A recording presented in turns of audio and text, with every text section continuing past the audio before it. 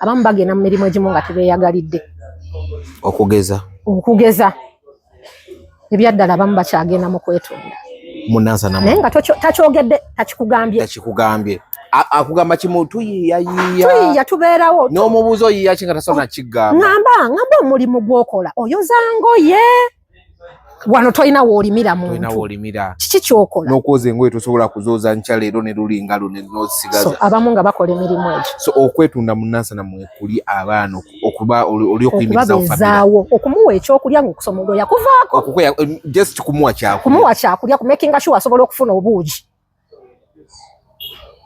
naye waabikolera ng'omwana alaba mu maaso g'abaana kati omwana agenda muteeka wankugaye bamugobye mu nnyumba akazigo kafunye abasajja mwe bajja ng'alina gurupu gy'ali nayo oba bali mukazi afunye amuwa obuddamu ffe wano kye tukolerawo onoomalako nti ye musobola okumbezaawoko n'abaana bange bali babiri tusobola nga bw'oyiya weobatwala n'amalawo emyezi 6 musajja ne babayiye olwo nga bayiya ng'abaana bafuluma akabalaza weekali embeera nzibu nnyo bw'otambula n'ogenda n'okyalira ku baana baffe waliwo omuzadde omu kati ebyo mbyogedde abamu baali babirabyeko tandika kati abantu abamu tebakitegeera ojja kunkwatako bw'oti yesu oyagala kunsasulira fees naye psychologically ndi bubi sisobola tuula mu kibiina kati bwe tutandikira ne programu yaffe neyo kuma Shinagadi tetufuna mwana ne tutamuyisa mu stages ezo tukumakuma tubudaabuda ebyo biki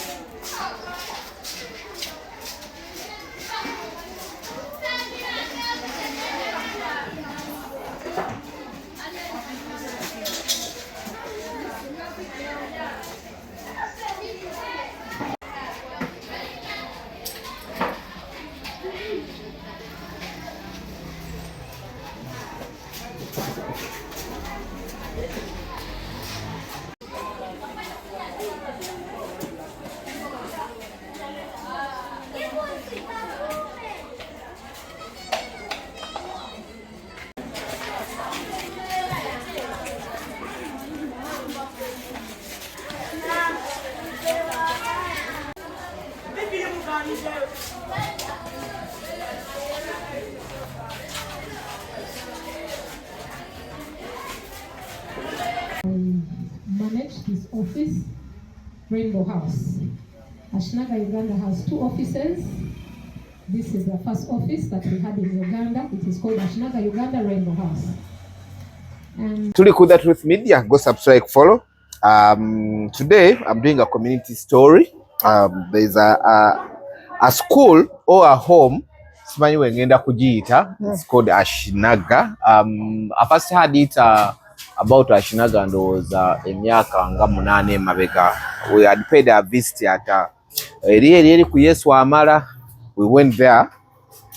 Twali tulina betugenza okukolayo ne batu inviting to be there. So wano wendi you going to be seeing ebifananyi by'abaana bali kufuna breakfast mujera kuba mubira banga bitambulawo. So I decided to visit again okulaba Ashinaga. I really heard about Ashinaga. So no bali nako ne was it a kind of ekivulu kye bateeka ku ndere center. I attended nga kirimu cultural troops ezenjawulo, wazita Japanese gundi ne bakubawo ebivuga. So I was like, I remember there's a Ashinaga something. I need to revisit it again. So it's the reason we munda olwalero ntudde wano n'omukyala agenda okubanga ye introducing from introduction. She will tell us her role here. She will tell us about Ashinaga. She will tell us chi Ashinaga chekola mu Nansana. How are you, madam? I'm fine. Oli bulungi? Ndi bulungi. Tugera kozesa Luganda Luzungu. Olumanyi bulungi? Okay. Okay, first the introduction. Okay. Manya gange nze Namakula Dana. Gwe Namakula? Nze Namakula. Bweda mbonabona n'oluzungu nga mangenda dukola ntya? Ndi mukyala Muganda. Nkola n'ekitongole kye bayita Ashinaga Uganda. Tubadde mu existence okumala akabanga mu Uganda. Tulina offices 2 naye ziri mu Nansana zonna. Eri ku Yesu Amalanga bw'oyogedde gye wagendako. Endala eri ku Nansana municipality Nokirire Manga. Nga ku council. Nga ku mugiyita council naye municipality kati. Waliwo offices za judiciary? Wali offices za judiciary mu Nansana. Awo we tuli we tusangibwa. Office yaffe enkulu yene eri wano ku judiciary. Yeno tutudde. Zate mwazimba okufa obufi nali manyi yeye. Eyo yeyokubiri enzimba empya. Enzimba empya eyo yokubiri era yempya. Ngenda kubabuulirako katini kwa Ashinaga kitegeeza tujja tutya mu Uganda kubanga kigamba Ashinaga mtu ajja kwebuuza kiri mu lulimi ki? Kiri mu lulimi ki bitegeeza ki? Yes. Ngenda kukyogerako so that abantu baffe bakitegeera. Biki bye tuliko na kigambo kitegeeza ki kyavaawa. Ashinaga kitongole ekiva mu Japan. Kyatandikira Japan era kyaba Japan. Naye tulina omukulembeze waffe fe tumuyita president. Yawumula omwaka oguwedde. Bamuyita Mr. Tamai mu Japan. Yafiirwa mama we. Oh, sorry. Rest in peace. Kulwa accident. Mama we yafiira mu traffic accident. Mu myaka egyedda ffe nanga tunazaalibwa. 1961. Mama yafiira mu traffic accident. Ono omwami gwe bayita Tamai yali muto. Yali akyali muto. Kati bwe yafiira mu traffic accident, of course omwana ne kimukola bubi. N'alaba embeera gye yayitamu n'atandika okuyamba abaana bamulekwa mu myaka gy'enkaaga. Wamu ne banne ne bamukwatizaako naye nga ye muto omukulu. He's the president. He's the president. Akyali mulamu. Ye yafa omwaka oguwedde. Oh, yafa. Omwaka oguwedde. Oh, sorry. Yafa omwaka oguwedde. Mukama muwumuze mirembe. President Tamai najja nga ayamba abaana wamu ne banne naye mu myaka gy'ensanvu ne batandika ekitongole kye bayita Ashinaga. Nga kyetaaga obuyambi ne bafunanga abayamba abantu naye tubayita anonymous nga tetubamanyi naye nga bawaayo olwa omugendo gwe yali atandise ogw'okuyamba bamulekwa. Yatandika n'abaana bafiirwako bazadde baabwe ku accident, then n'atandika okuyamba abaana bafiiriddwako bazadde baabwe olw'endwadde n'ebirala bye mumanyi oluusi ebibeerawo mu nsi eza Asia nga amataba nga biki. So bonna n'abagata as long as omwana mulekwa. Y'ensonga lwaki tuli wano. Bwe batandika mu Ashinaga ne babeerawo ne batandika okuyamba abaana bangi nnyo ekitongole ne kigejja mu 1993 ne batandika okukola ebisulo. Abaana we basula bwe mwandigise home. Naye nga bakyali mu Japan. Nga tebanaba kwenrolinga ku fuluma Japan. Awo nababikola Japan. Awo nabakyali Japan. Mu 1993 bali Japan naye bakoze ebisulo. 1993. Kati bali Japan balabirira abaana mu Japan baana bangi nnyo. Bwe lwali olwo mu 2002 ne tujja mu Nansana. Nabajja mu Uganda. Kati bajja batya wanne mu Uganda wanani abagamba nti Uganda twetaaga obuyambi. Omwami ono wanjawulo mu ngeri gy'alowooza, mu ngeri gy'atunuulira abaana, mu ngeri gye yatambuzaamu obulamu bwe. Olwokubanga yali ayambye abaana bangi mu Japan, waaliwo ebibuuzo mu ye nti ate mu nsi endala nga twandyagadde okukyalako mu nsi endala. Kukyala bukyali. Yes. Kati ng'akola n'abantu bangi akuzizza abaana mu kitongole.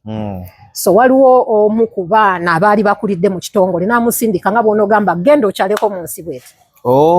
Kati nga bw'onogamba genda okyale yajja buzzi kukyala n'akwatagana ne bakulembeze muno. Naye bwe yajja omuntu oyo yajja specifically mu Nansana. Olaba ng'omulambuzi bw'anajja n'agamba kangende nsule Nansana. Kati ne kino bwe kyali. Nenga tagimanyi. Gwe mulundi gwo gusoose. Kati bwe yajja olw'okubanga muntu w'abantu omwami ono yakyaliwo naye by that time yali akyali mwana kitongole kye kyamuweerera kye kyamukuza ekyashinaga mu Japan.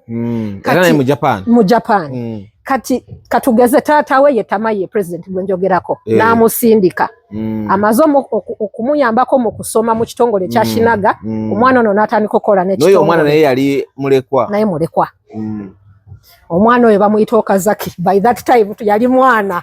Kati najja mu Uganda ne bamusindika. Mukama wa kusindise gendo olabe kye najja yasindika abaana bangi mu nsi ez'enjawulo. Kati oyo ye najja wano si bangi nnyo naye mu nsi ez'enjawulo.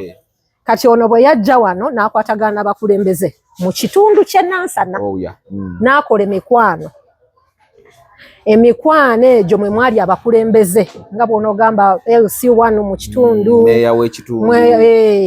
Kati meya w'ekitundu by that time yali tannaba kubeerawo mu 2000 katwogera mu 2000. Naye abantu bano we bajja oba Mr. Okazaki bwe yajja kati tumuyita Mr. Okazaki kwa muntu mukulu akuze. Mukulu. Akola emikwano egisukuluma ku LC1 agenda mu bitongole ebyenjawulo agenda ku embassies ez'enjawulo meeting abantu ab'enjawulo ayagala okumitingako president w'eggwanga Mr. Museveni n'akikola n'agamba njagala kugendako ko ministry bweti njogereko ko n'abantu. So yakola emikwano mingi na visiting Makerere University. Bwe yali agenda n'akwatagana nnyo n'omuntu gwe yasooka okulaba mu Nansana. Yali LC1 bamuyita Mr. Kabanda ku 78 mu Nansana abamanyi Nansana. Kati namugamba twandyagadde okutandika okulabirira abaana. Tuyinza kikola tutya ne boogeramuko gwe batyo ne batandika. So mu 2002 ne batandika olabirira abaana. Ab'e Nansana olw'okubanga yali avisitinze Nansana n'omukulembeze yali wa Nansana connection yali yawa ya Nansana. Awo tutandikira. Ashinaga mukikola mutya namugamba tugenda labirira abaana naye tetugenda kubasuza. Kitegeeza abaana bagenda kujjanga baddeyo mu bazadde baabwe. Tugenda kikolanga bwe tukikola Japan. So bwe tutyo bwe twatandika. Tubasomese nenga bava mu maka g'abazadde baabwe. So twatandika nga tetuli nnyo mu kusomesa naye nga tuli mu embeera z'omuntu eza bulijjo. Necessities. Psychosocial support. Okuyamba omuntu mu bwongo bwe n'embeera well-being y'omuntu. Omuntu aviiriddwako muzadde we omuwumbawumba olese ekigambo ekituufu owumbawumba omuntu okuva mu grieving state eyo. So ne tuyambanga abaana kyandibadde mukumaakuma. Kati issue ye yali yakumaakuma bano abaana naye bwe yajja mu nnyumya gye banyumyamu omukulembeze yamulaga oba by that time bye yali asoma ku Uganda nga tufiirwa nnyo abantu olw'akawuka ka siriimu. Kati n'akwatibwako nnyo n'agamba abaana bano abaviirwako bazadde baabwe ku lwa siriimu bo basigalawo batya. Jjukira eri balabirira abaana abafiirwako bazadde baabwe ku accident. Kati ye n'agamba ngenda focusinga ku baana bano. Mu bitundu bye yalambula Rakai. Mwena mumanyi history ya Rakai mu Uganda. Naye kati ate ali mu Nansana. Kati focus ye netuula ku baana abafiirwako bazadde baabwe ku lw'akawuka ka siriimu naye mu Nansana. Olwokuba tetulina home ku mulembe ogw'e2000. So bwe tutandika omwaka gumu nga tuyiseewo Mukama n'abawa kisa ne tugula ekifo mu Nansana. Mwaka gumu olw'okubanga interest yali so high bwe yaddayo nanyumizako Mukama we kyasanze n'obuzibu bwasanze mu baana yalambula abaana bangi nnyo naye ng'embeera mbi nnyo ate abamu ng'era tebasoma. So ne bagula ekifo ne bazimba office eyasooka era we wano we tuli. Yino office eyasooka office yasooka yeno gye bayita Ashinaga Uganda Rainbow House. Oh yeah. Eri ennyumba eri gy'olabye wali. Eyo. Okay. Tugiyita Ashinaga Uganda Rainbow House. Okay. So that's how Ashinaga bwejja. Bwejja. Kati kankubulireko kati ekigambo kino Ashinaga. Kyembuuse wali. Kitegeeza ekigambo Ashinaga bwe yali atandika. Jukira mulekwa. Akutte bamulekwa. Waliwo kanovo bakayita Daddy Long Legs. Kanovo ako. Daddy Long Legs. Daddy Long Legs. Abasoma nnyo obutabo kanoonyeeko. Abasoma nnyo obutabo. Kava eyo mu America. Omwana bamuwandiikako nga mulekwa. Ne wabeerawo muyambi oba muzira kiseeya muyambako okusoma. Kati wajja ekigambo kino Daddy Long Legs kati ne kijja mu Lujapani Ashinaga. Ashinaga kitegeeza Daddy Long Legs nga kimpi mu Lujapani ate no kiwanvu. Daddy Long Legs. Mu Japan kitegeeza Ashinaga. Ashinaga. So Ashinaga Daddy Long Legs. Mu Luzungu. Mu Luganda tuyinza ogamba tato wachi ow'amagulu amawanvu. Kakati it's a novel, eh? It's a novel. Daddy Long Legs. Yes. Gene Webster. Ye muwandiisi ya Gene Webster. Yes. Kati bwe tutyo bwe tutambula olugendo luno Ashinaga kyekyo. Daddy Long Legs. Hey, as he lives an orphanage and he said to bambi. So nagamba ekigambo kakyeyambise. Ekigambo nakyeyambise okuva olwo be baffe. Yeah. Kanteo nkalabye. Okay. So tuli mu Nansana okuva 23. Mwatandika 22. 22. Nenga abana basula mu gunza ngamba okuzimba wano. Mwazimba 2002. 2002. 22. Yes. 23 kwe kuzimba ekifo kino. Abaana ne batandika ng'okujja wano olw'okuba budaabudanga olw'okuba nga bafiirwako bazadde baabwe. Kati abaana bo bajja batya? Abaana bajja batya? Abaana baffe be tuyina omwami ono bwe yajja n'akolagana n'omukulembeze bali tebasobola kufuna baana. Naye omukulembeze n'atandika okukolagana n'abantu mu byalo. Mu byalo oba patise ez'enjawulo eza Nansana. Katugeze. Mu Nansana tulina zones. Kati mu buli zooni mulimu abantu be tukolagana nabo. Abantu abo bamanya amaka. Batuuze bamanya amaka. Wantu wano oba waliwo omwami waawo yafa, omukyala waawo yafa, omwana tasoma. Kati abantu abo be bawandiika abaana bamulekwa. Nti oba omanya katundu mwobeera, nti oba omwami wa wano yafa yaleka abaana. N'awandiika. N'agenda n'abagamba bannaye tufunyeeyo abantu abagala okuyamba ku baana baffe. Naye kino kye tukola ne babannyonnyola. Kyetukola mwandyagadde nti ye ne bawandiika abaana. Kati mu zoni zizonna eza Nansana tulinamu abo abantu tukolagana n'abantu 30. 30 mu kyalo abatuwandiikira abaana. Temuli mu bya babafera olina olw'okuba ayagala omwana wabeere mu mbeera ennungi bazadde bonna we bali n'amuwayo nga mulekwa. Ekyo mukinoonyerezaako? Nnyo tukinoonyerezaako. Tukola tutya?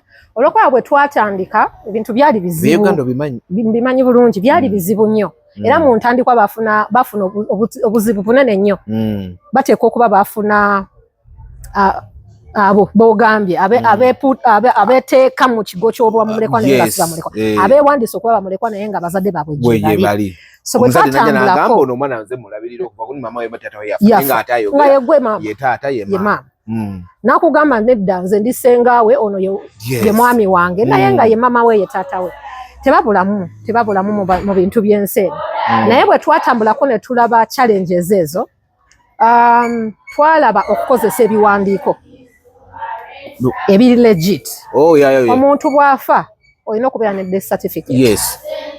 Olina okubeera ne birth certificate y'omwana. So tosobola tusiba mwana. Kituufu bakola ebicupuli n'ekikutwalira emitendera mingi. Death certificate ezisinga ze tulina ebiwandiiko bye batuleetera biva ku division e Nansana. Okay. Kubanga tulina division sabazadde abasinga abamu family ezimu zifuna death certificate abalala tebafuna. Naye kati twencouraginga nnyo abazadde bano abatalina biwandiiko nga baagala okujja twegattako. Ogenda ofuna ekiwandiiko ekyo wali ku division bazigaba. Oh yes. Jjukira tuli kitongole twewandiisa Uganda etumanyi. Government yetumanyi. Yes. Kati ku division batumanyi bulungi nnyo. Era bwe tusindikayo abazadde abatalina bakubuuza details, bakubuuza ba relatives, bakubuuza notuleetera ekiwandiiko ekyo kakasa nti omwana mulekwa ani yafa bali bamuyitaani okusinziira ku birth certificate y'omwana. So bwe tutyo bwe tulikulutinga. So si muzadde kwetugumbula ng'ate mulamu. Togenda kujja buzina bigambo tugambe munaye nange omwana yafa ne bamundekera. Kumbe mwanyinaze bwe yafa namundekera kumbe ye gwani mama. Gwe tuwese oli mulamu. Kiki ekiraga nti omwana muki mulekwa. Ono akuleesa agambye nti oli mulekwa. Agenda ku backinga up nti nalaba family eyo njimanyi omwami yafa oba omukyala yafa. Omwana yono gwe baleka ekiwandiiko ekiraga bakimpadde nenkola mu photocopy bwe tutyo. Okay, before we go into abaana bameka buzibu bwe musanga nabo okubakumakuma abaana obuwongo bwabwe bajja balina biki. You're recognized by the government of Uganda. Do you get help from Uganda? The government? Because mulimu gwe mukola guyamba the society. Yes, we do. Actually gulina ku local level. That's true. Kati mu bitongole bino ebyannakyewa tulaba obuyambi nga bujja mu ngeri ez'enjawulo. It can be in kind, it can be in cash. So tufuna obuyambi okuva mu government. Tubufuna. Ng'oggyeko nti omuntu oyinza okutunuulira ennyo ssente ate nazo nga twali tuzifunyeeko. Tuzeetaaga. Mujjukira omulembe we baagabira ssente ezaali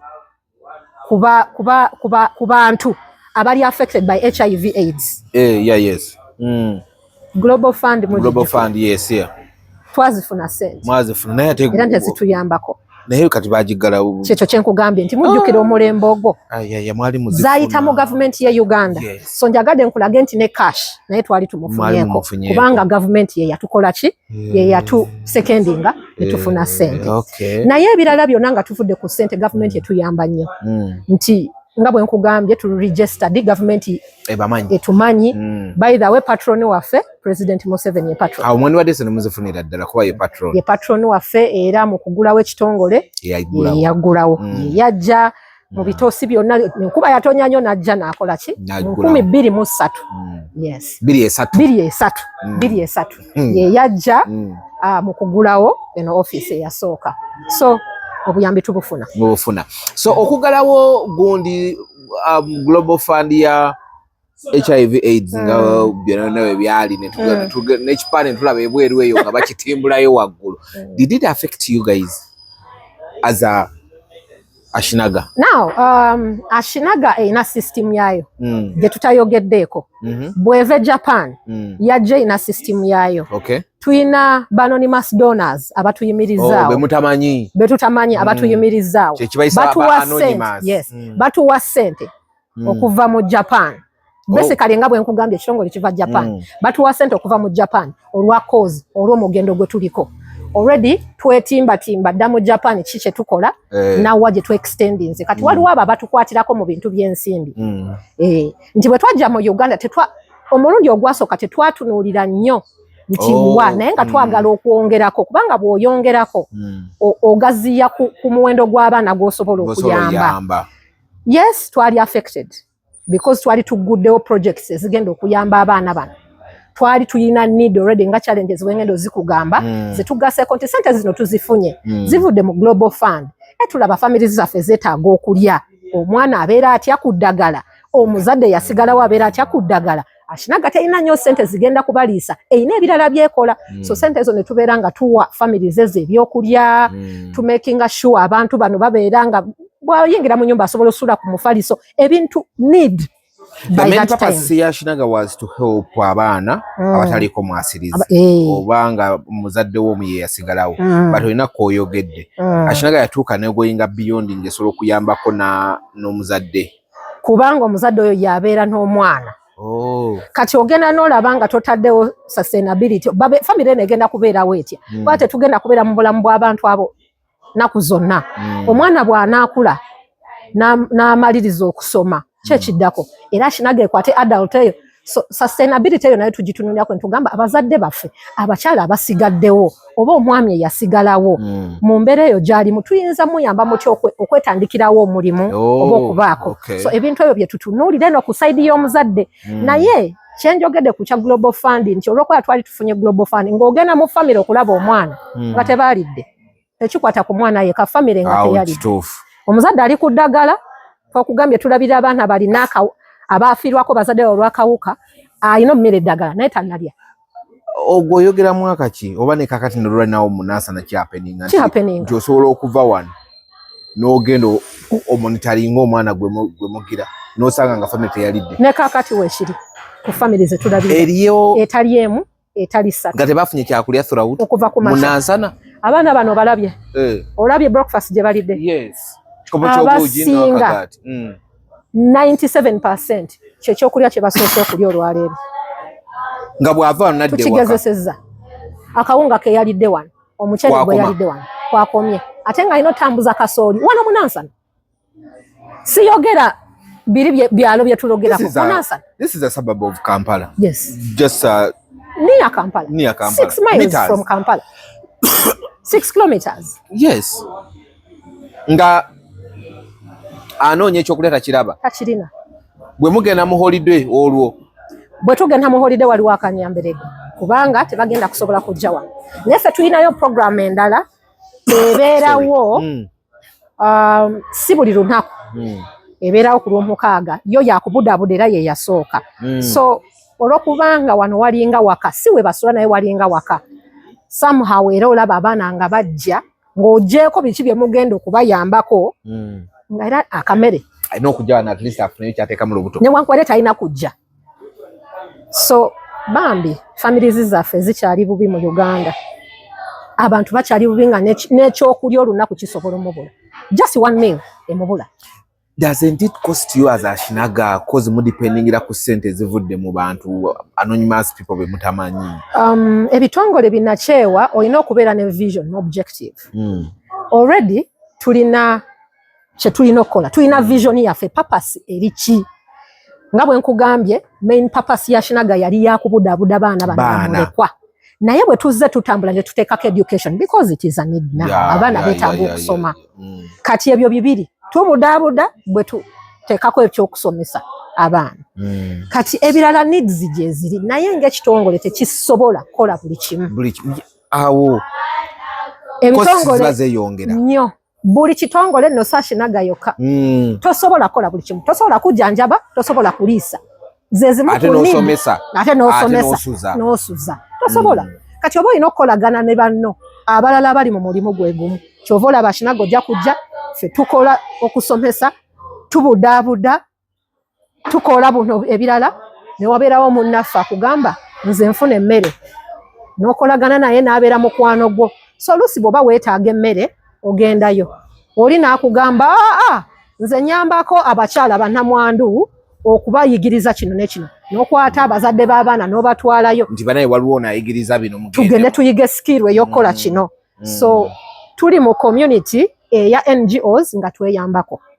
So ffe kye tukolako tukikola then we refer kye tutasobola kukola eri bannaffe abalala. Temufunayo resistance okuva mu community omanyi tebibulamu resistance okuva mu community olina agamba abaana baffe mubatwala mwagala bafunirako which is that resistance temugifuna? Tugifuna ate yaliwo nnyo mu ntandikwa nga bo balowooza mwagala bafunirako so sikubayamba. Sikubayamba. Do you still get it right now? Yeah, mu batinya nnyo si nnyo nga luli bwe twatandika mu ntandikwa tulina ekintu kye twatandika nakyo ng'oggyeko kubudaabuda naki twakwata abaana abaali bakuze with that time kubanga twali tetunnaba kuyingira nnyo mu by education naki naye ng'ate mu Japan tulina universities zetukolagana nazo. So ne tutandika okutwala abaana e Japan okusoma. We wali akanyamberege. Omuntu wa bulijjo owa wansi abamu nga tebakitegeera.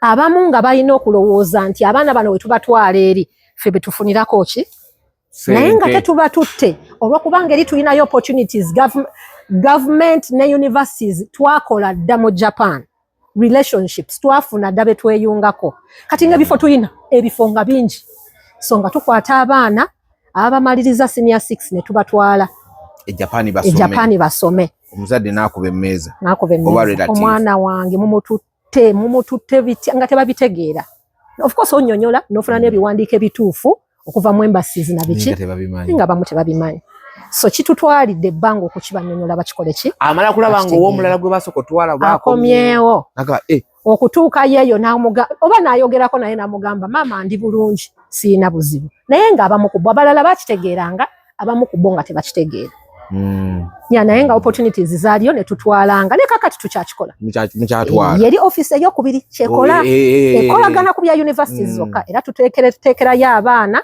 okola universities z'e Bulaaya ezisinga tofuna UNEB yaffe n'oapplyinga waliwo ebibuuzo ebirala byokola ebyabali okugenda e Bulaaya mu nsi z'e Bulaaya mu nsi zo tokola bukozi UNEB waffe n'ofuna 20 points n'ogenda okuapplyinga mu Uganda ate kati bantwale tekisoboka waliwo ebibuuzo ebirala byetukola kati omulimu gwaffe mweri office ey'okubiri ehandolinga abaana ba university abagenda mu university baba tebannagenda abagenda mu university so kati omuntu agenda kwebuuza wano we tuli kwa Shinaga wano wokawuka we tuli how many kids do you handle here eno office ekola ku local programs tulina abaana 986 ye current number je tuyina ngabana baba munansana bona banansana lina ko temuina muba outsiders mwa specializing mu nansana mokka olese kibuze kirungi emabega tubade tukolagana nnyo na nansana yokka ngera abaana tubaweza 10 abaana nga tubaweza 9 mu nansana mokka nga bava mu nansana mokka yes nansana ikyali bubi bwetyo nansana eri bubi botambula mu byalo vamo kuyita ku streets olusi mundeyo omuli yaba yingirako munda yingirayo munda bamulekwa mwebali abazadde abali obubi we bali n'abatali bamulekwa nga bali bubi mwebali abantu abatalina mirimu si mu Uganda yokka ebitundu si mu nansana yokka ebitundu bingi nnyo bya Uganda so abantu abali obubi mwebali okujjako nga tonna kikwatako naye bw'okitandikako bw'otyo kitegeera oli mutu kyalina muleme so tulina abaana 986 sofa omwaka guno because tukola turegistaringa abaana mu mwaka omulundi buli mwaka turegistaringa so this ngenda kubulira lwaki turegistaringa so this year you have 986 orphan children Ugandan orphan children biggest number is coming from Nansana first priority then outside Nansana so we started supporting children okuva mu districts ezenjawulo mu Nansana olwa ebigudde ku districts ezo zengenda okumentioninga Rakai fena tukimanyi AIDS Kasese gundi wa amataba biki Guru tebalina byakulya n'olutalo olwaliyo era omwana gwe twafuna eyasooka mu Guru banyonyola story yoka abamaziga ebyakkonyi omuwala yes I would love to meet her. I think the next conversation I think I'll have it with her. Namuwulirako last time when najja wano namuwulira nagamba she almost got killed family yonna and everything bagitanga ba relatives ne babatta kati oyo mumu tugenda tuka wao kuma kuno we kutandika kati abantu abamu tebakitegeera ojja kunkwatako bwoti yes oyagala kunsasulira fees naye psychologically ndi bubi sigala nako sisobola tula mu kibiina kati bwe tutandikira ne program yaffe neyo kuma Shinaga namuwulira last time when I was young atelling her story tetufuna mwana ne tutamuyisa mu stages ezo tukuma tubudaabuda ebyo bikitwala time it costs time it costs money it's a process era tesobola vaawo kati Kasese tuyina ez'Ebusoga districts nyingi nnyo Kayo Namutumba ebintu bino bitegedde nnyo ensonga lwaki tugenze mu districts ez'enjawulo waliyo early child pregnancy osanga omwana alina emyaka 13 ng'alina abaana babiri kati yensonga lwaki tugenza mu I've been there before like emirundi ng'esatu nalina NGO gye natambulako nayo nensanga abaana tanaweza myaka 15 nga kojja we yamuzaalamu taata we yamuzaddemu otuukawo wali ng'omwana ye takaaba nakaaba gwe n'okaaba omuganda egobeerawo otya okikola otya ng'obulamu babumanyira naye nga si bwe butyo bulina okuba munnange ezo districts ne tuzongerako kati tulina abaana bava mu ezo districts buli mwaka tugenda tuwongerako districts nga 2 oba emu then ne mu Nansana tetugisuulirira then tulina n'abaana abalala be tujja okwogerako naye mu kifo kino tulabira abaana bo mu Nansana n'ezo districts zenkoze eki zenjogera. Okay, kati njagala tujje wano abaana bano be mujja mu districts nga mwina ebisulo kozi ab'omu Nansana kitegereka asobola okuddayo we wamujje najjanga wano n'afuna byafunye n'asoma n'amala okusoma biki bano be mujje mu districts ezo. Be tujje mu districts endala tukolagana n'ebitongole mu districts ezo. Tetukolagana na muntu sekinoomu olw'okubanga omwana mulekwa. Tugenda mu bitongole biri mu districts ezo ez'enjawulo ne tukola partnership. Tufuuka ba mikwano eyo abantu abo ne batulinkinga ku baana abeetaaga obuyambi. Era process yemu nga wano we tukola tetutwala mwana nga talina death certificate, tetutwala mwana nga tutuyise mutendera gw'abakulembeze mu bifeebo. Yes. So mubalabiririra eyo gye bali temubaleete. Awo nkutegedde kwama nenda kwebuuza Ashinaga have accommodation? Not with this office. Okay. Not with this office. Ashinaga's endala zirina accommodation but Rainbow House and office yasooka tetulina accommodation. So buli mwana alina okuddayo. Yes. Then everyone comes with a different challenge. Exactly. Buli omu ajja ne ekyamutabudde kyanjawulo. Omwana omuleese emyaka 12 abadde atulugunyizibwa. Omwana omuwala omuleese emyaka 15 ali mu baana 4 already obwongo bwakyuka dda takyalina alaba ensi yagivaako nga ate nga abaana bonna bafunye mu basajja banjawulo nga kuliko ne bafamily member babazaddemu. Ng'oggyeko story y'omwana ono ow'eggulu, do you have stories nga naawe waziraba omwana n'otulika n'okaaba? Si 10 sijja nagamba emu, si 10 si mmeka. Abaana balina stories wano mu Central, wano mu Nansana. Abeera tannaba kumalayo. Abeera tannaba kumalayo ng'omugamba oba tunatandikiraawo. Sooke tukireke. Naye kati ffe abakola nabo sijja gamba nti twagumaagumamu naye tuli trained okubeera nga tuwuliriza abaana bano. Bulijjo anoonya gw'ayogera naye tamulaba akufunye. Anfunye. Kyokka ate gw'omusoso okaaba. Ffe tetubikola naye gw'okaaba. Gw'ojja kaaba. Kati ffe tuli trained sigenda kaaba mu maaso ga mwana. Sigenda kunno bwenzire ebbali nkaaba. Waliwo lw'otuuka ekiseera gwe aze okuyamba omwana n'ogamba omwana mu mbeera gy'alimu tetusobola namulekayo mu maka gy'ali. Wadde tetulina facility nga tosobola mulekayo kuddayo kawungezi ng'omwino mweyimbamu muyiye engeri gy'agenda okubeerawo olunaku oluddako. Nga kibi. Stories nyingi nnyo. Stories ezo zisinga nekuviirako ku kati abaana baffe abasinga babeera mu relatives.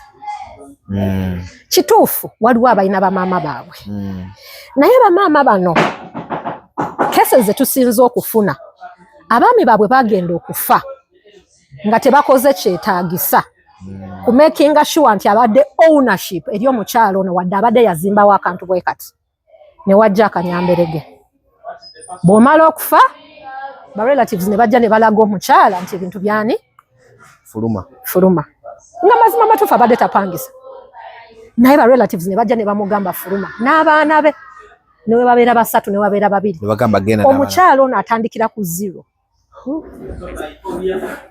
Kati abakyala bwe batyo abamu bw'aba si mukozi si mugezigezi bw'aba tafunye opportunity abamu bagenda mu mirimu egimu nga tebeeyagalidde okugeza ebyaddala abamu bakyagenda mu kwetunda Munansa na nenga takyogedde takikugambye akugamba kimu tuyiya tubeerawo n'omubuuzo yiya kinga tasona kigamba ngamba omulimu gwokola oyoza ngoye wano toyina woolimira muntu kiki kyokola n'okwoza engoye tosobola kuzooza nkya leero ne lulinga lune n'osigaza abamu nga bakola emirimu egyo so okwetunda munansa namwe kuli abaana okuba oli okuyimiriza okubabezaawo okumuwa ekyokulya ng'okusoma olwoya kuvaako just kumuwa kyakulya kumakinga sure asobola okufuna obuugi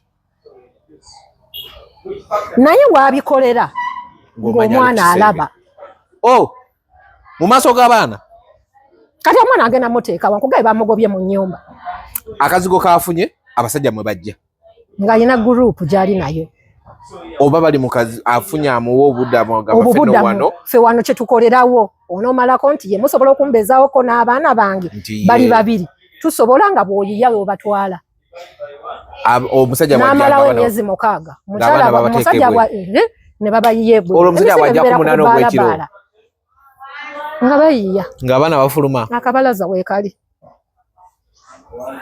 embeera nzibu nnyo bw'otambula n'ogenda n'okyalira ku baana baffe waliwo omuzadde omu kati ebyo mbyogedde abamu baali babirabyeko nagenda ng'ennyumba ye eri abamanyi Lubigi omwala gwa Lubigi by that time baatebana bateekawo plant ya national water nga bwe yazimba ennyumba naye ani ayinza okuwa poloti mu Lubigi omwala guli wano n'akwata ebiveera yali musajja ono teyalina mukazi natuuka wali awantu ne mbagamba abantu mwe mubeerawo mutya wano ebiveera plastic bags mumanyi bino ebiveera bya bbulu bibeera binene ebikaluba n'agenda nga byetolooza obutiina weewaawo nga we wali amaka ge ne mubuuza naye gwe musajja gwe okikola otya nti wano wembeera maadamu n'abaana be bajjanga ne basoma wano naye we baddayo wano mubalaba kujja nga bafuna obuweerero nga kati omwana oyo addayo eka atya nga tomuwadde kyakulya omusajja alonda bucupa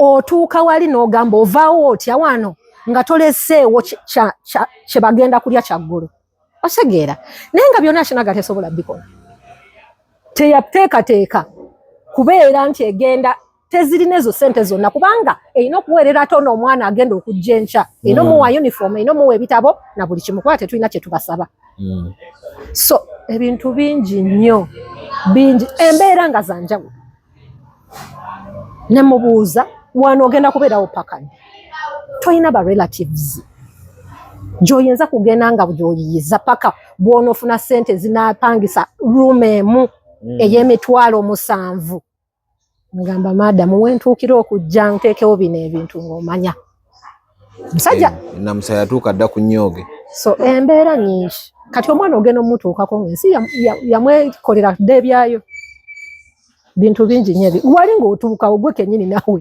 n'ogamba nga tewanaakuŋŋamba sitole yonna gwe n'osooka ogyebuulira ali ku ddagala nno so story ezikaabya with that environment gyalimu already ali ku ddagala eryetaagisa okuba ng'olina by'olina oli mu mbeera nnungi ebintu ebyokulya bifuna mu budde waliwo abaana ababeera mu ba relatives benkugambyeko nga yamazaawo oba teyamazaawo maama alinga ng'oli mukama n'ayamba ne wabeerawo anko oba anti amutwala naye wakanaafuuka akalogoyi kituufu n'omusanga ng'atambuza kasooli ekiro n'omugamba naye bannange essaawa zino nti ye baŋŋambye senga yaŋŋambye nzireyo 15 siddaka naye n'ogenda ewaka nga waliwo abaana bakulu abasenga abandi badde batambuza kasooli oyo omwana atambuza kasooli wa myaka 12 omusajja asobola omuteeka wali namukozesa kyayagala bw'owuliriza story z'abaana ebitongole nga bino tubyetaaga omwana abawanika baalimu almost like 15 bababuuza ani mulekwa almost the whole crowd newanika then ani nfunzi nerabamu abaana bawanika naye nga olabira ddala kati otwana nfuuzi mu mbeera yaffe talina maama talina taata ogamba bwe kitaba kisa kya Katonda ani agenda omulabirira paka bwanatuuka ekiseera agambe kati nsobola okwemalirizawo gye bali ababikola ne babikola mutima omulungi percentage ennene oba abazadde families zetujjamu abaana banaku kati oluusi stress emukuba nga alina kutulugu stress yayina gimalira ku mwana one yeeyongerako ku family olaba batulugunya bazaala kati ono eyajja omulira emmere gwe yayagala mulumbe balabe nti nagamba kale muganda wange kamutwale aleme kuswala mu bantu nagamba oyo bamumpe gende tubeere naye oluusi abeera nkubuulire stress eyinza okusindikiza okola ekintu oluusi babeera tebagenderedde nnyo naye embeera ekola ki stress bwe muyitirirako ennyo obusungu obw'okunoonya ekyokulya ne kimubula obw'okubeezawo n'okufuna rent ne bakola oluusi ebintu ebifaanana bwetyo ne batulugunya abaana ku state gy'otuuka ekiseera n'ogamba nedda kati ono katumugye tunoonye omuzira kisa omulala so abaana baffe bwe byo babeera n'endala zetuyinza obutamaliriza ku mboozi beera ngambi kati bano abaana mu okubazza emmeeme n'obwongo kibatwalira banga ki cause ebyo olina obikola ate olina okumulaba nti abeera n'obulamu obulala alina okwassociatinga ne banne emirundi egisinga tulina ba professionals abakola ku kubudaabuda abaana ba psychologists weebali emirundi egisinga kisinziira ku kiki omwana oyo kyayitamu level ya challenge ye y'obulamu bwe wekisinziira oli ajja kujja kikolebwe mu mwezi gumu awulire nga ayina awaka awulire nga ayina abantu basobola okwogera nabo omulala gye kiyinza n'otwala emyaka 3 nga tayogeranga nako kimuluma naye ng'olaba waliwo ekimuluma nga kimuli awo takigambangako muntu yenna myaka gyeki ng'ebirala byonna bikola nga mugenda mu sessions ez'enjawulo. Omanyi abaana abato obwongo buno burecordinga abaana bato ojja mukola ekintu kolowooza ekyo kimukoze mwana muto naye burecordinga omu abadde mu maka malungi mubadde mujjanga bazadde baabwe nga babayamba babawa buli kimu babayisa bulungi nga namwe mubalagawo omubaagala bazadde be bavuddewo otandise omuteeka mu trauma omuyisiza bubi agatta ebirungi bazadde be badde bakolera agatta n'ebibi byoli mu muyisaamu atandika okugamba naye ddala kiki kati omwana bamuleese wano ekintu okumumatiza nti ne wano wazza agenda funa care. Nga bwe nkugambye tulina trained psychologists tuyita mitendera egy'enjawulo. Kanjogerekoko kano katini waliwo omulundi gumu waliwo abaana baali balemye okufulumya okutoloka tulina sessions zibeerawo lwa 6 tulaba groups z'abaana tulina abaana bangi so tetusobola balaba mulundi gumu so buli Saturday tulabako abaana rwenda bangi tulabako tugenda tulabako tuba invitinga okusinziira ku classes ze basoma n'emyaka ne wawe babeera so mulundi ogwo twatandika ne tugamba banyange leero tugenda kuwandiikirako ku baagalwa abaafa ebbaluwa a letter to the dead mom, to the dead dad, cousin, brother. Tubawandikeko gye bali. Tubawandikira. Abaana bawandika ebbaluwa. Mama ndiye. Zeze ebbaluwa. Nga sirabye muntu. Nange natula wendi ne ngamba bana musooke mundeke. Weewaawo ng'okaaba bulungi. Okutegeera. Bannange ngo kisibu nnyo kyali kizibu okusoma ebbaluwa 3. Nga toneewa break. Okay. Kubanga omwana yali asumulula olaba okwogera kuno omwana ayinza ogamba ne bwana akugamba yo n'ogenda ewaka n'onyambako ku kino onooge ofesinga senga wange mu biwandiika abaana bawandiika biya mami okyogedde nga yali gwe nawadde kuleeta I wish nange kyantuukako because nange both my parents tebaliiwo but waliwo otuuka n'ogamba naye maama singa obaddewo bannange nandibadde kale waakiri nfuna ekyokulya bandibadde tebangoba school fees kojja bw'ati yandibadde tankola kino abaana abo abamu abaali batuzibuwalidde okufulumya kiki kye bagowinga through bawandika I can imagine. Ye mu trick je twakozesa ntugana eki. We need to understand omwana no tumukutte tutya. Obuzibu bwo bunene buli luddawa. Usually batera kubeera balenzi. Abatasobola abawala banguwa.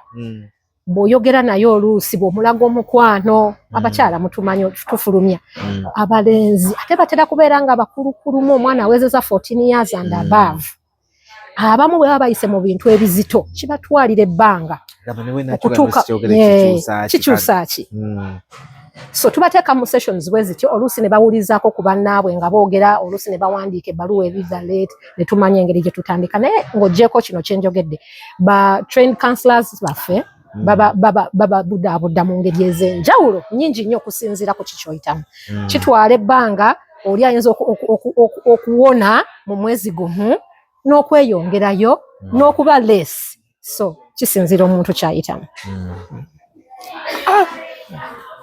so abaana ne bawandiika ne bagamba bannange nammwe ne mutyamu tutya ng'ebintu ebimu olina bihandolinga n'oyita ku muzadde amulabirira n'otakimugamba direct naye n'omugamba tulina ekintu kino tukikoze mutya ne mwogeramu ng'abazadde okuyamba omwana oli so eyo ebbaluwa nayo yatuyamba omwana bwaddayo muli tamubuuza kati wadde bagamba tolina mugamba bw'otyo tolina kugamba muzadde bw'otyo we never disclose stories of our children confidentiality mulimu gwaffe eri very important kuba ayinza okuddayo n'amufiirako bufiiza ate okujjako omwana ng'atuwadde kati ng'oyo omwana w'eggulu yavaayo ye n'ayogera n'abagamba no now I'm okay I can share tuyise mu gundi ez'enjawulo era tumuwandiiseeko nnyo tumukoze eki naye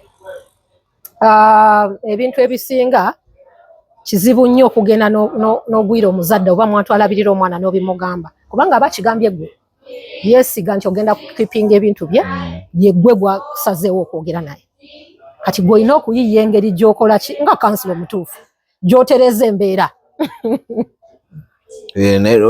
nate mitawaanaka era bw'okikola kaba kaweddemu muyinza omwekangira wano ekiro ng'atuuse wano sirina wakusula at least kasigaleko n'akabendereza nti nekirala naawe kenyini trust yo efa eri abantu you know with counseling nzije nkubulidde ku kizibu kyange nze gwe gwensazeewo okwogera naawe so confidentiality okutikana nga kati singa saaki mugambi singa kino tekiriiwo confidentiality otulaba wano nga watulabye tuli abantu bangi oyinza okwesanga nga wali si ffenna mu stories ezimu bantu bali particular abasigala ne stories ezo era si buli omu nti bwe tufuna story tugenda kutuuza olukiiko omwana bw'ati n'amanya oluusi tetugwogera kubanga katugeze nga mu class omusomesa mumanyi sometimes tuli bantu omusomesa ensonga lwaki wamma okola bwoti lwaki oli bwoti just like that olwo omwana okusoma okumutamiza kiba kiwedde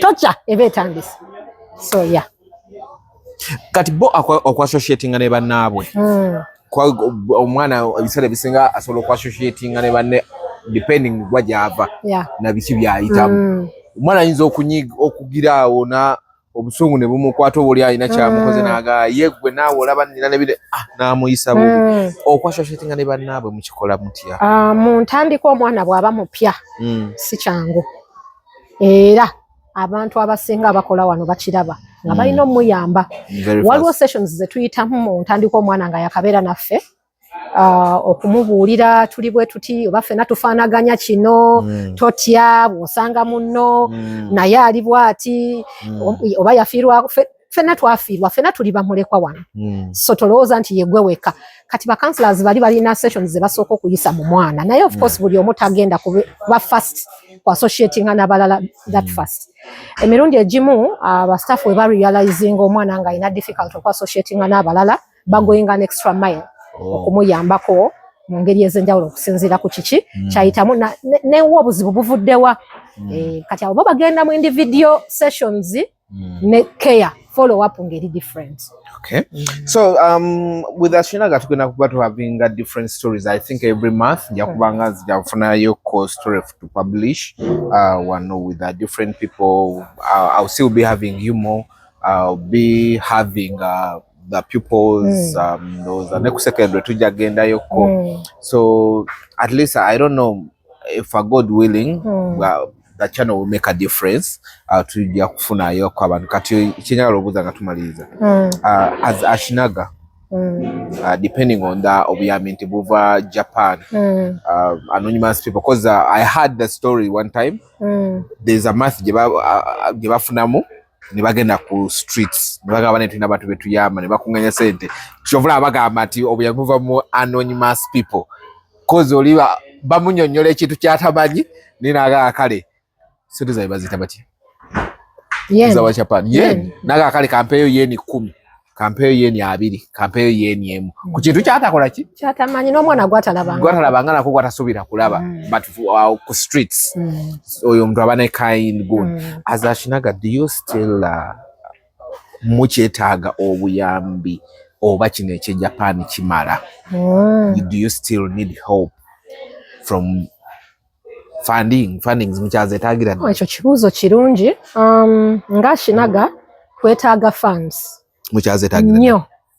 Ensonga y'emu lwaki twasazeewo okutuukirira kulabanga abantu batumanya mu Uganda bakwatizaako abaana b'eggwanga Uganda kubanga Ashinaga Uganda ya mwana muna Uganda.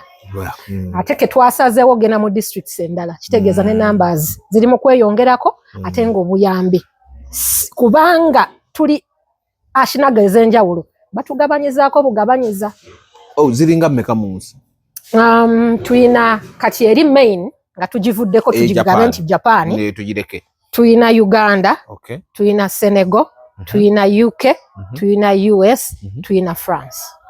Japani Ashinaga mu US nabe yambayo. Abaana bali mu US bali mainly ba Africans. Teri mu Japan Africans. So that office is supporting African children. African, not Ugandan. But Africans abali e US. Abali e US. Abali e UK. Abali e UK. Senegal. Senegal. Boba Senegal. Yes. Okay. Naye zino endala UK, US ne France bayamba African children. African children nga bali mwezi. Tusindikayo abaana. Feba Africans tusindikayo abaana. Ne batuke ne babona kati bano ne babayamba. Okay. So in Uganda there are 2 offices. Naye tebasindikayo baana. Tukwata abaana abali abamaze senior 6 from African countries. Ne tubasindika okusoma mu universities. Kati olwokubanga tulinayo branch eyo office eyamba abaana ba university abava mu African countries. Through Ashinaga channels. Through Ashinaga channels. So tubadde wali ku buyambi mukyabwetaagira ddala. Obuyambi tubwetaaga. Yensonga lwaki twagala tutandike okumanyibwa ennyo mu Uganda so that bwe tuba tuyina kye twetaaga okuva mu corporate companies bategeera biki bye tukola nawa we tuyimiridde. Obuyambi bwe tufuna mu Japan buli so limited on specific numbers and programs. Specific numbers and programs. Nti olw'okubanga njogedde abaana 9 tekitegeeza nti bonna bali covered. Si nga bw'ono jjojja kugenda nga tutegeera nti abaana 9 bonna fees muzisasula nedda sebo si bonna era batini nnyo betusasulirako fees. Kati olw'okuba tulina abaana 9 twandyagadde abaana 9 bonna ba benefiting ku school fees kubanga bonna we twabatwalira nga beetaaga obuyambi. So yensonga lwaki twakiraba ne tukitegeera nti ne mu Uganda wayinza okubeerawo abantu mwebali abantu aba well wishers tubalabye. Yes, tubalabye bakoze ebintu ebirungi ennyo eri abeetaaga obuyambi ne tugamba katandika okufulumya eddoboozi lyaffe abantu okutumanya mu Uganda nti we tuli existing naye waliwo abaana abeetaaga obuyambi bw'okusoma mostly okusoma yensonga lwaki. So obuyambi tubwetaagira ddala. Okay, I think we're ending here today. This is Ashinaga, Uganda. Tulina Nsana wetusinzidde okukolera. She's carrying a heavy load. Stories ezimu ziwulidde. Abaana tebalinaako bazadde, oli alinako omuzadde omu talina boogerero. Of course yalina bye yali akola nga bitambula bulungi. Famire zino okera kumaja famire nekwefuulira. Nomu tujja kutwalako mu famire emu. Yes, I would love to. Olambule. Yes. Otunuulire. Olabe. Just a sample, one sample. Famire nazo ebyo byo tubimanyi. Tubimanyi. Ebyo biri very common mu ggwanga lyaffe. nti twesuulirayo gwa Nagamba oluusi abantu babadde bulungi mu bufumbo bwabwe bulungi nnyo bazadde abaana baabwe mukoze olunaku bwe lukeera lumu bwe luti Mukama n'akugjamu omukka omwami especially abakyala kiyinza okubanga si nnyo abaana bo ne babonaabona olw'okubanga toteeseteese mukyala bintu birekanga byonna biri mu right channels. N'olumu n'abakyala no bafuna n'afuna boyfriend n'abibba abaana ne bagenda ne n'amuleta mu nyumba abaana ne babonaabona n'amuwasizo. Yes. So tekiri ku side emu yokka naye tulina waliwo sensitization tulina okukola mu bantu baffe ne bategeera. Kubanga just in case tukedde ku makya ne tuvaawo omwana ono agenda benefitinga ku bintu by'oyina oyinza okuba obiyina. But how have you prepared this change? Oza nkolerera abaana bankumba okolerera family yo ekwetoole. Yeah, so challenges zino zikyaliwo nnyo mu Uganda yaffe nnyo. Yes. Okay. Olona nono Katonda akuvuddemu omaze okufa nno babagobye bugobi naye babagambe no gati mulina bakika kyaffe mwetaaga DNA. Togenda kola ki? Afudde tannabagamba abana si bange. Okimanyi nti olw'okwamagala okubba ebintu. Okimanyi nti nno waliwo kati ffe tukola n'abantu abanaku omuntu wa wansi nti tuwulidde abakyala bangi nnyo mwewali ne wano boolabye abalya breakfast boolaba abali mu class awo omwami n'afa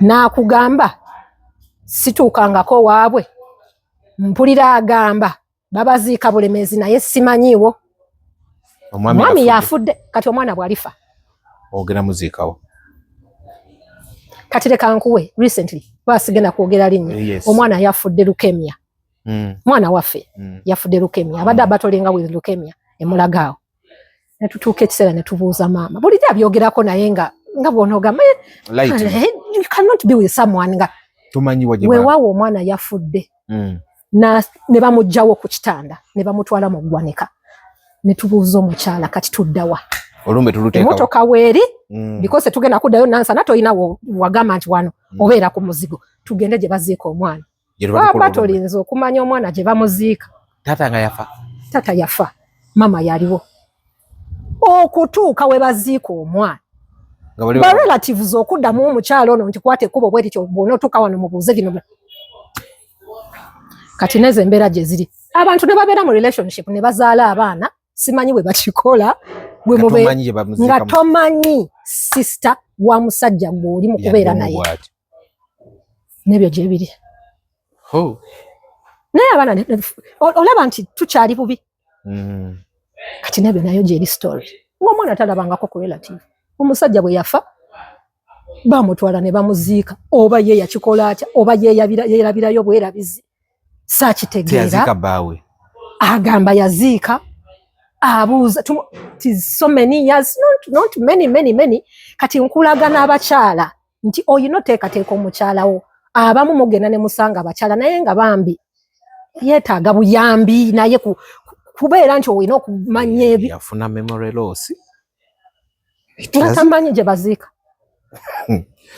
naye nga abaana agamba taata oli yafa era naffe kyetumanyi famire litegenda musaba DNA okukakasa ndowooza engeri gye batalina kye bayina ngamba tewali nnyo makulu naye wabalenga bye yabadde ali waliwo akantu akali common ku bakyala bali bwe batyo kaliwa si mu bubi omusajja aba yawasa omukazi oba omuwala either yali house girl n'amusanga ku kyalo nansana n'amupasula n'amutwala ng'akyalina emyaka nga 17 ne batandika okuzaala abaana tafuddeyo okumanya kati sigambye house girl yekka naye abantu b'osanze mu mbeera bwebyo nga tobajje mu bantu baabwe omusanze yaseeka chips ku kkubo n'otandikira ngo tofuddeeyo omaliriza ky'oyagala mutandise okuzaala atambuza ngoye kati abasinga afumba caayi akola mu kawoteeri tofuddeeyo kumanya omujjaawo kati abantu abo nungi egisinga bwe batyo babeera n'oluusi akubuzaddemu abuzeewo oli abuuzi nti yafudde n'ebyo nabyo weebiri owulira buwulizi okimanyi n'omusajja oli yakuzaalamu omwana yafudde yafa gyekiki baamuziikawa opapa kyokka ekyewuunyisa mu kuwandiika omwana ono omukyala ono yali alina death certificate kubanga ye yali atabeera naye kuba kimanyi tata yafa. Yes. Naye mu kumuziika byebyo. Okay, we'll be having more stories to share with my YouTube community. Be ready.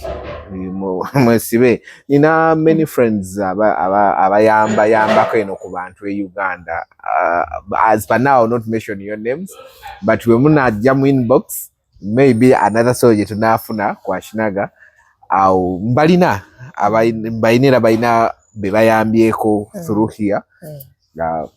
Unayambako ne oli ne womu olukumi n'ogamba wabeyo mwana gwa oli ne bwomu walugoye nino womu walugoye ekyo tukirina engoye tukolaganye ne banks, tukolaganye ne corporate companies nga CSI yabwe tegenda kuwa sente nga kwolwo balina mifaliso ne batuwa emifaliso ne tutwala mu maka, so nebyo nabyo tubikiriza. Oli najja nga wabadde mitala wa mayanja n'alaba something n'agamba oba nabeeranga mukwano gwange n'agamba nina engatto n'atuweereza batch of shoes ne tugabira abantu. So byonna any kind of help mujikiriza. Okay, kale mubadde balabe balungi, tujja kuddamu, we continue with other programs. Mwedaba.